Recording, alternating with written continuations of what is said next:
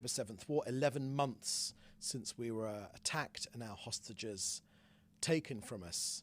To start with today, allow me to share with you some of the latest official figures from the Israeli government. In Israel's north, almost 63,500 Israelis are displaced from their homes. They come from 74 towns, cities and villages. Incessant Hezbollah rocket fire, Hezbollah UAV seeking to terrorize our citizens in the north. That includes almost 16,000 children displaced from their homes and schools. Just imagine the disruption caused to their education as these kids return to school after the summer break.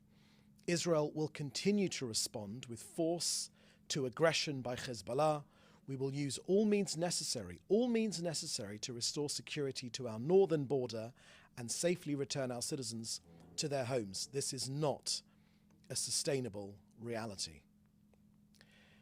Next, the Prime Minister spoke about yesterday's abhorrent terrorist attack at the Allenby Bridge, one of Israel's border crossings with Jordan. 3 of our citizens were murdered.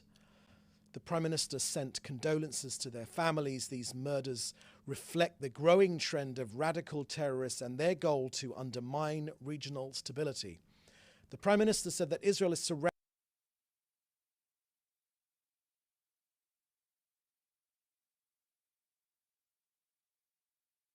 by Iran's murderous ideology and their axis of evil. As the Prime Minister said, in the last few days alone, 6 of our hostages murdered, 3 Israeli police officers also murdered. As with all incidences of Jew hatred in history, these murderers are equal opportunity haters. They do not differentiate between us. The Prime Minister made clear that they want to murder us all, whether right, left, secular, religious, Jews and non-Jews as well, until Israel is no more. Now, the Prime Minister's praised the armed forces of this country, their spirit of heroism, our soldiers, our police officers, the men and women of our security forces, the supreme sacrifice of our fallen heroes, and the stamina and resilience of our people. The Prime Minister said that when Israel stands together, our enemies cannot overcome us. Iran's main objective is to divide us and to sow discord amongst us. Now an update from COGAT and their work coordinating aid into Gaza. In the last 24 hours alone, 208 trucks carrying humanitarian aid goods went into Gaza, 33 trucks via the Erez crossing and 175 trucks via Kerem Shalom. 132 trucks were collected from the Gazan side of Kerem Shalom, and 114 trucks were collected by the private sector, with only 18 trucks collected by the United Nations. Once again, the private sector puts the UN to shame. 5 tankers of fuel and 6 tankers of cooking gas for essential infrastructure also went in, and a 30-truck convoy entered Gaza through Gate 96. In total, since October the 7th, 50,000 trucks have flooded Gaza with 1 million tons of aid. Now, let me share with you that the latest status on the polio vaccination campaign. The 4th and final day of the 2nd stage of the polio vaccination campaign took place yesterday. 251,417 children were vaccinated in southern Gaza. 440,451 children were vaccinated in total. Let me repeat that. 440,451 children were vaccinated in total in this part of the campaign. The next stage of the campaign will take place in northern Gaza and will begin tomorrow, Tuesday. Israel will continue working with our partners in the World Health Organization and UNICEF for this humanitarian medical response. So that's the end of our briefing here today. We'll now take your questions, which you should put in the chat, together with your news outlet. First question here I can see is from Dan Williams at Bloomberg. When does Israel expect to receive the new US Qatari Egyptian truce proposal? What will Israel do if no such proposal is submitted? Thank you for that question, Dan. Well, let me share with you our current views on the deal as we know it right now. Look, Israel is committed to and continues to do everything in our power to bring back all of our 101 hostages who are still being cruelly held by Hamas in captivity, the living and the deceased alike. Among them, we know are women, children, the elderly,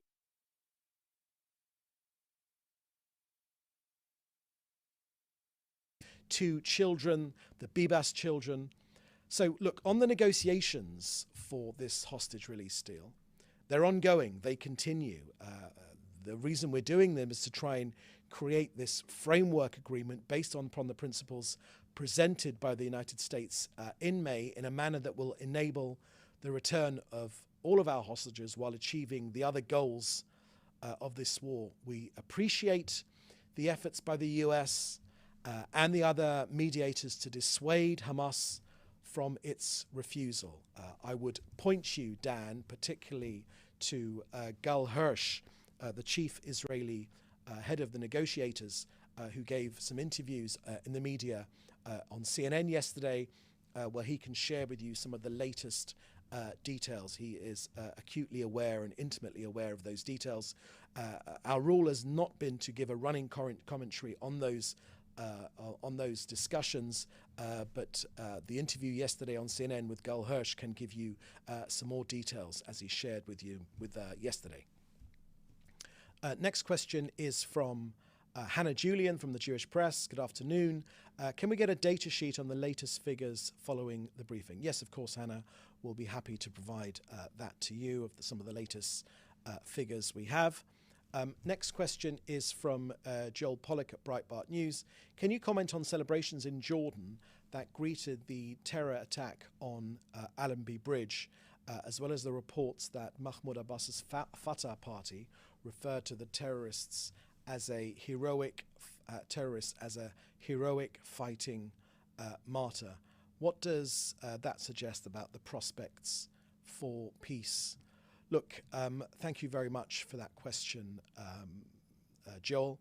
Look, in the beginning of this briefing, I gave you a comprehensive view of what the Prime Minister shared yesterday at the start of the cabinet meeting. He shared his view on that dastardly attack. It is an outrageous attack. The peace treaty between Jordan and Israel is of importance, is of great importance. But it behooves all of the countries around our region to do everything they can to stop terrorists reaching our borders. It's extremely important. If there was, and I've seen those reports as well, they are very distressing to look at. Look, our war goals remain the same, Joel. We'll continue fighting until all of them are met. The return of all of our hostages, the dismantling of Hamas's governmental and military capabilities, and removing the terrorist threat to Israel so that residents of the north and the south can safely return to their homes. We know that Iran is trying to ignite this region even further. It's that they say it very, very clearly. And it's up to us to stand up to Iran. We are standing up to Iran, and we will be successful. Next question from Hannah Julian. How long is CENTCOM Commander General Mike Kirill expected to remain in Israel? Will he meet with the Prime Minister and the Defense Minister? Thank you for that question, Hannah. Our general rule is not to share meetings forthcoming with our most senior people in the government. If you want more information about the General's visit, there are already on the IDF Telegram feed, you can see pictures and video of him being briefed of the cooperation between our troops and US troops in defending our north, in sharing with General Kurilla precisely what's happening in the north and precisely the threat that we're facing from Iran and Hezbollah. There is some more information there, but from any more information, you should direct your questions to the IDF. Next question here is from Fred Ager. It's a question it's a political question. Benny Gantz says military focus should shift from Gaza to Lebanon. We're late on this. Benny Gantz also says that we're securing a hostage deal, release deal should not be a priority, arguing that Iran and its proxies are the real issue. Why is the current government not launching a ground offensive against Hezbollah? Thank you for that question, Fred. Look, on the north, the situation in the north, let me share with you. I obviously won't go into political discussions going on amongst members of Knesset in this family. That's certainly not my role. But let me share with you what's going on in the north. We are using all means necessary to restore security on our northern border and to safely return our citizens to their homes. And we will continue to do that. The Prime Minister has made that extremely clear, to respond with force, as we have been, to the unprovoked aggressions of Hezbollah, which since October 2023 last year they've launched thousands of rockets against Israel, our sovereign territory, UAVs from Lebanese territory. We've made absolutely clear that the state of Lebanon and Hezbollah and the Hezbollah terrorist organization, which operates under the guidance of Iran, are fully responsible for this escalation of the security situation in our north. The Prime Minister has made it very clear, and the government as well, that it's in violation of international law and UN Security Council resolutions 1559 and 1701. This is not a sustainable reality. Israel will defend itself, and our people will return to their homes. Next question here is from Fred Ager regarding a deficit. Israel's fiscal deficit reached 8.3% of GDP in August, and government expenditure. Thanks for that question, Fred. You're asking about some of these expenditure figures. I recommend you put them to the Finance Ministry, who can share with you some of those details. This is not the forum to discuss that. I don't have the Finance Ministry will be able to answer those questions more comprehensively. And another question here from Fred Ager, which is the Palestinian Authority is circulating a draft resolution asking the United Nations General Assembly to urge Israel to withdraw from Judea and Samaria and remove some 500,000 Israeli citizens living in the territory within 6 months. What's your comment regarding such a draft resolution? Thank you for that question. Look, let me share with you, as you've mentioned Judea and Samaria, let me share with you some of the latest information we have about Judea and Samaria, also known as the West Bank. Fred, as you know, we were taken by surprise on October 7th by the invasion of October 7th. The Prime Minister has made absolutely clear that we will not be surprised again, which is why that the Prime Minister and the government have been operating decisively to ensure that the reality that existed prior to these murderous and horrific attacks by the Hamas terrorists on October 7th will never repeat themselves. Our policy is extremely clear. There'll be no safe place for terrorists, no safe sanctuary, no places where they can feel safe, where they are in control. And as such, the army has undertaken operations in the last 10 days or so to thwart this terrorist activity in Samaria. The IDF and security forces have been operating in the Hebron region, and in the other towns in Samaria like Tulkarem and Jenin and other places from which these murderous attacks have been launched. And we will, of course, fight to eliminate terrorism wherever it emerges. We know that Iran is working to make this another front with which to attack Israel. We're on very high alert, as you know. Our security forces are deployed extensively to thwart terror attacks, and we will settle accounts with any terrorists responsible for the terror attacks against our people. During our activities, the military activities in Judea and Samaria, we've exposed and we've dismantled under the roads to be detonated in attacks against our security forces. And we know that these come straight out of the Iranian playbook. They come straight out of the Iranian playbook, these IEDs, which were also deployed against coalition forces in Iraq and Afghanistan, as the IDF has made clear. Again, during these activities, we've confiscated weapons, we've exposed and dismantled explosives that were planted underneath these roads in the area. Look, we were taken by surprise on October 7th, but we will not be surprised again. We will ensure that the reality that existed prior to the murderous invasion by Hamas on October 7th will never be repeated again. Our policy is extremely clear. There'll be no safe place, no places of sanctuary for terrorists. These targeted operations that have already taken place in Jenin, in Tulkarm and elsewhere in Samaria will thwart the next terrorist invasion of our towns, villages and cities.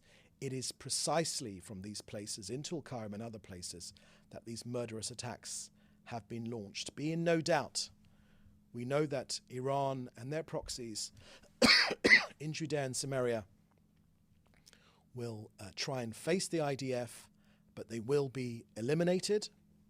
We know that Iran the IDF has made this absolutely clear, is working to make this another front with which to attack Israel, and Israel will stand up to this aggression.